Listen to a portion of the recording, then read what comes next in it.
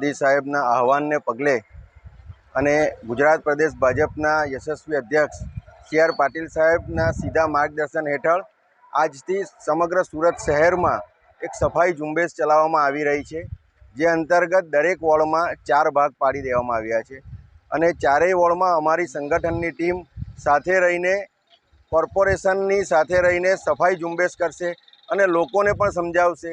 કે ભાઈ જ્યારે કચરા ગાડી તમારે ત્યાં નિયમિત આવતી હોય છે તો રસ્તા પર કચરો નાખવો નહીં જોઈએ। તે માટે આજે અમે આખા શહેરમાં 30 વોર્ડમાં અમે 4 ભાગ પાડ્યા છે। આ જ રીતની કામગીરી અમે આગામી 3 થી 4 મહિના સુધી કરવાના છીએ કે જેથી કરીને સુરત સ્વચ્છ બને।